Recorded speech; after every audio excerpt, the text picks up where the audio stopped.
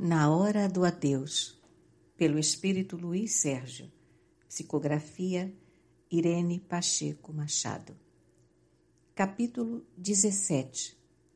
Fuga dos compromissos.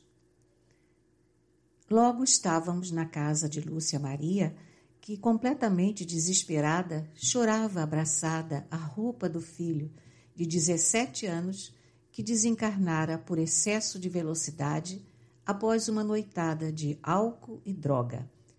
Aquela que os viciados dizem que não faz mal, a fraquinha. Droga é droga, como o nome mesmo diz. Umas são consideradas mais fortes, porque uma dose maior pode levar ao desencarne. As consideradas mais fracas vão matando, pouco a pouco, os neurônios, atingindo o sistema nervoso. Não há droga que faça bem. É droga qualquer substância ou produto que altera as funções do organismo.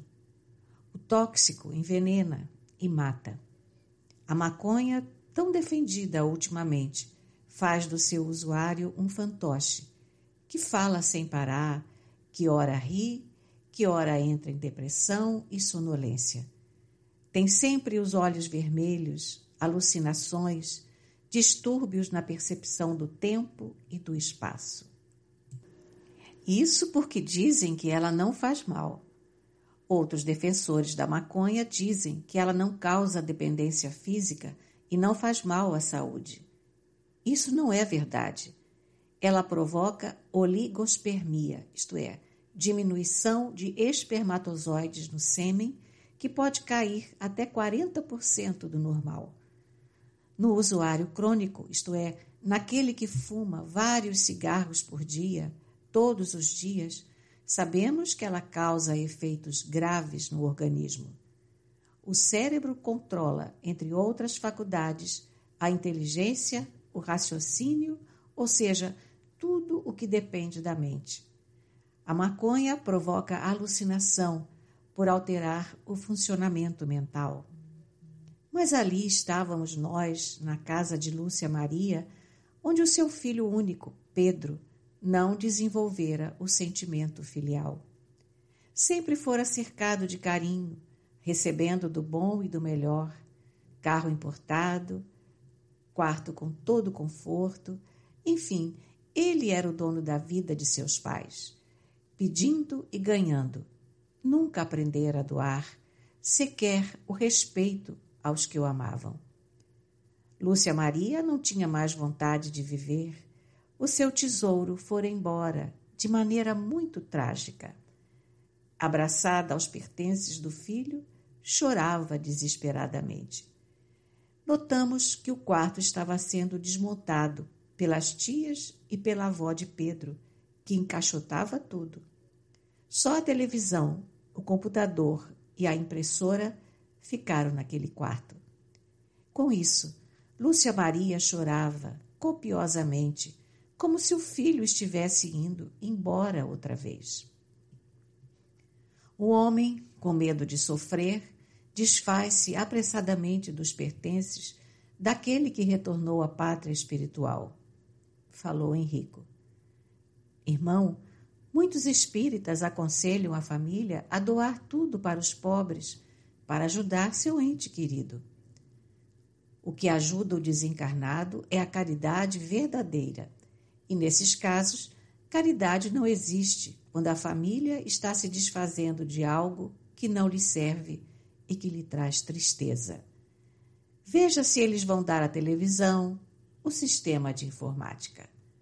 Não, o que estão dando são sapatos e roupas. Assim mesmo, os melhores serão distribuídos entre os parentes.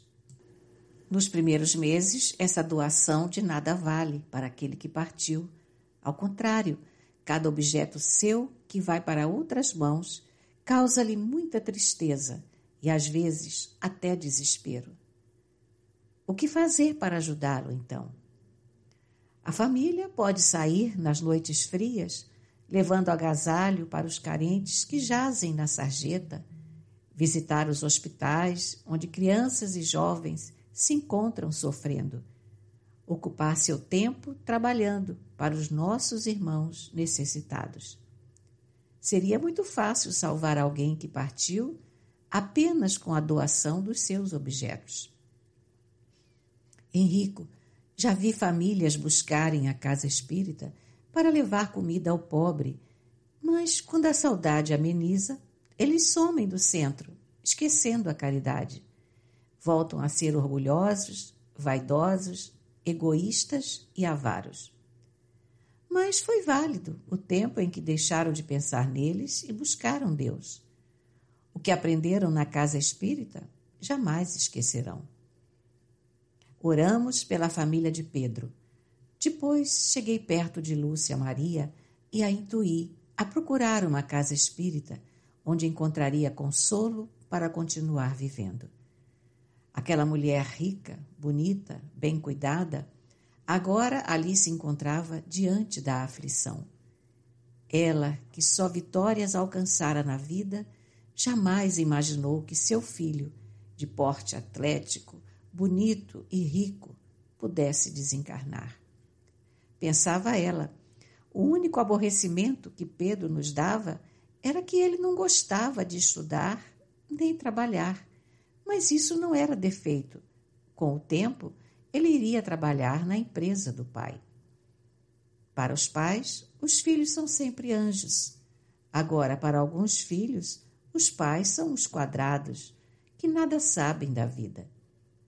Parecendo que me escutou, ela parou de chorar. Saímos e fomos até Pedro, que, mesmo amparado, chorava e se retorcia de dor. Ele havia sofrido várias fraturas e seu cérebro fora amassado. Perguntei ao Dr. Assif, que atendia no pronto-socorro. Como ele está? Em estado desesperador, pois parte do plano físico uma emanação tão forte que o está perturbando. Não existe um modo de isolá-lo? Estamos tentando, mas com tão pouco tempo de desencarne e a família se desfazendo das suas lembranças, cada objeto doado chega até ele em forma de desespero e perda. Então não se deve doar os pertences do desencarnado? Sim, sempre devemos doar a quem precisa, não quando os objetos ainda estão muito vivos na lembrança daquele que partiu. É triste assistirmos o que a família faz, doar para não guardar o que não lhe interessa usar. Quanto tempo acha o irmão que a família deveria guardar os objetos de Pedro? Uns 6 meses, mais ou menos. O tempo dele se recuperar um pouco. Pedro está muito mal? Sim, sua casa mental está péssima. Ele saía de uma orgia sexual regada a álcool e droga. E como foi socorrido? Os vampiros drogados não o pegaram? Hoje estão ocorrendo tantos desencarnes por drogas e álcool que os raiozinhos estão sempre atentos para o socorro. Acho, Assif, que os doidões da espiritualidade não estão dando conta de tantos viciados que vêm desencarnando. Não concorda? Ele e os meus amigos riram. Henrico respondeu. Luiz, então você julga que os espíritos viciados estão ficando fartos da droga de tanto vampirizar os encarnados que para aqui voltam por causa do tóxico? Eu acho. Pedro, que é Pedro, doidão, maluco, está num pronto-socorro, é verdade, mas sendo cuidado pelos bons espíritos e por médicos, como Assif. E o que ele fez de bom? Drogou-se e abusou das menininhas, jamais teve um gesto de carinho por alguém, era vaidoso, egoísta e o orgulho sempre lhe fez companhia. Sim, Luiz, mas não se esqueça de que todos somos filhos de Deus e existe alguém que ora por ele e que sempre ajudou os pobres. Vem aqui, quero mostrar-lhe algo. Assif apertou um botão, ligando o televisor, se podemos assim denominá-lo, mas parecendo uma tela de cinema, pois tomava a parede toda, com uns 6 metros de comprimento. vimos uma bela senhora, aparentando 50 anos, cuidando de crianças com fogo selvagem. Ativa, com o coração repleto de saudades, ali estava Marina, a avó de Pedro, que prestava auxílio a muitos necessitados. Perguntei: Marina pratica caridade há muito tempo? Sim, sempre foi uma obreira do Senhor, não só prestando assistência aos doentes de fogo selvagem, como aos doentes mentais e aos aidéticos, elucidou-nos Henrico. E por que não ensinou a filha a educar o Pedro? Lúcia Maria não é filha de Marina, e sim sua nora. Todas as vezes que ela quis dizer ao filho que eles estavam criando mal o Pedro, Lúcia Maria ficava furiosa. Dizia que a sogra era fanática e louca. Olhava Marina com desprezo. Por quê? Marina é pobre? Menos abastada do que Lúcia Maria, mais para a classe média alta, respondeu Acif. E ainda os encarnados ignoram a caridade. Vivem no mundo físico só em busca das conquistas materiais e quando chega a aflição não sabem como sair dela. Pedro chorava, gritava e no seu perispírito ficou plasmada a violência dos seus atos. Fora socorrido, mas como passou pelo corpo físico e fugiu dos compromissos, agora sofria pelos abusos praticados. Os filhos de Deus não estão no plano físico fazendo turismo. A cada um Deus ofereceu uma tarefa e feliz daquele que a realiza. Acif, o que está faltando a essa juventude de hoje, pois ela tem de tudo e é tão infeliz. Por isso mesmo, ela não busca a vitória e não respeita a vida. Tudo para ela está muito fácil. E sendo assim, vai morrendo a cada dia na droga, no álcool, no sexo. É outro caso que nos faz pensar como pode meninos de tenra idade já vivendo a problemática do sexo? E as meninas? Hoje estão mais em busca dos prazeres da carne.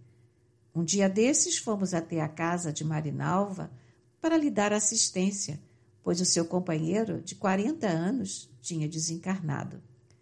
Encontramos naquela casa uma dura realidade. Heleninha, sua neta de 12 anos, picando-se, não tendo onde se ferir mais. Até os pés estavam inchados por tantas picadas. Heleninha era uma morta-viva. Com a sua idade, já tinha tido uma vida sexual intensa. Aquela criança era um ser por demais infeliz. Falei para Henrico que ia tentar ajudá-la. Ele me lembrou que hoje o meu trabalho é alertar o homem sobre como proceder diante da morte. Mas pedirei ao querido Enoque, o menino de Jesus, que ele e a turma dos raiozinhos de sol olhem Heleninha, pois logo, penso eu, ela desencarnará.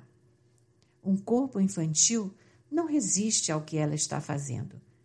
O corpo de uma criança está em desenvolvimento e pela agressão que aquele corpinho está padecendo, muito breve sofrerá as consequências. Luiz, se a família não tomar providências urgentes, as meninas serão muito infelizes. Os garotos estão brincando de carrinho, enquanto as meninas de 7, de 8, 9 anos já estão com a sexualidade aflorada. A causa são os meios de comunicação que até nas propagandas colocam o sexo em destaque. E os pais, procurando só proporcionar o conforto para os filhos, não acham tempo de orientá-los. Hoje, a juventude está livre e esse excesso de liberdade está fazendo vítimas, completou Henrico. Despedimos-nos de Acif e eu, apertando-lhe a mão, falei: logo estaremos de volta para ajudar Pedro. Sempre serão bem-vindos. Até outra vez. Acif, eu amo você. Obrigado, amigo, e que o Senhor guie os seus passos para que suas mãos, repletas de responsabilidade, possam levar até a juventude o esclarecimento da vida além vida. Que seus livros, que levantaram a bandeira em prol da juventude, não só alertem os filhos, como os pais também. Desejamos de todo o coração que você, Luiz Sérgio, consiga adentrar os corações das crianças e dos jovens, para que eles tenham esperança no dia de amanhã. A luz do alto é uma descoberta do Espírito, e feliz daquele que, mesmo encarnado, busca a luz do caminho do Mestre Jesus, que pacientemente nos espera, mesmo quando as iniquidades do caráter nos derrubam durante a caminhada. Os jovens estão morrendo de remorso e pelos excessos. Feliz daquele que se preocupa com eles.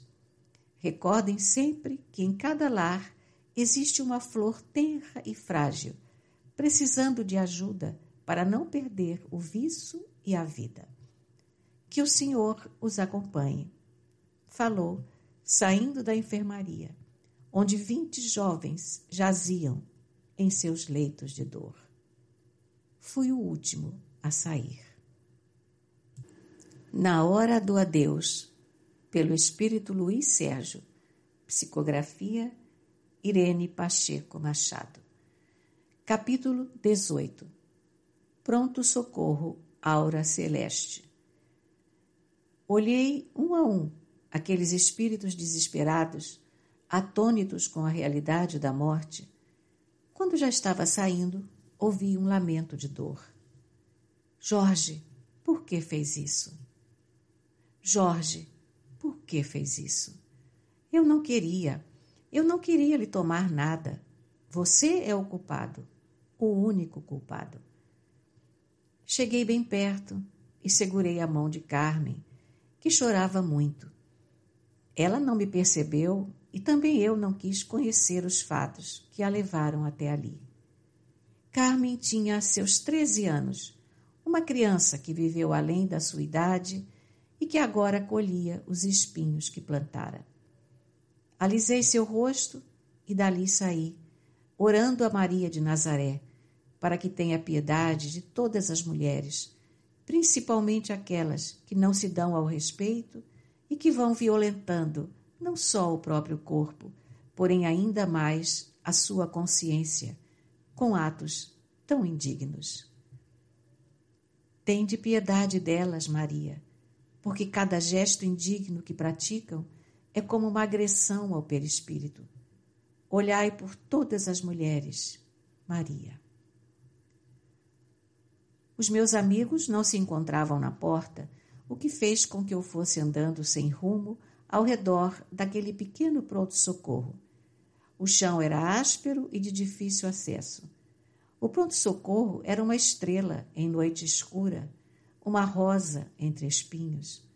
Uma cerca luminosa de proteção isolava aquele lugar de socorro do resto do umbral. Quando ia ultrapassar a cerca, Henrico me alertou. O que deseja, Luiz? Ser presa dos espíritos menores? Eu, hein? Estou apenas andando, procurando esfriar a cuca. Eles moram ao lado? Sim, vem aqui, vamos mostrar-lhe. Era incrível. Ao lado da luz estava o abismo. Naquela zona escura, os trevosos e sofredores rolavam no chão e brigavam entre si, roíam as raízes das árvores sem folhas e tentavam adentrar a casa de Jesus, o pronto-socorro. Por que eles não podem ser socorridos? Perguntei. Simplesmente porque não querem mudar de vida. Eles querem uma casa com comida, não um lugar onde possam buscar Deus. E vivem assim? Vivem na zona de sofrimento, indo sempre ao mundo físico à procura dos prazeres. Colam-se aos viciados, seja do tóxico, álcool ou sexo, e os vampirizam. E por que aqui voltam? Julgam que aqui é sua casa. Coitados, são os infelizes. Alguns saem daqui, Henrico? Sim, quando percebem que do outro lado da zona de sofrimento existe um prado verdejante, onde serão alimentados e vestidos dignamente. mas para isso precisam usar o passaporte do amor. Não basta querer. Para toda conquista, toda vitória, tem de haver uma vontade firme, onde o coração é o grande galardão. Eles perturbam a Cif e sua equipe? Muitas vezes. E quem defende o pronto-socorro Aura Celeste? Os lanceiros de Maria, que trabalham com os suicidas. E hoje, os que dão mais trabalho são os suicidas inconscientes, que abusam dos prazeres da carne e sofrem por isso. Ainda vi 2 garotinhas, com suas roupas pretas de cotton, saia bem justa e curta, blusa mostrando a barriga, muitos anéis, pulseiras e colares. Eram umas bruxinhas de tão enfeitadas. Tinham-nos percebido e se requebravam para chamar nossa atenção.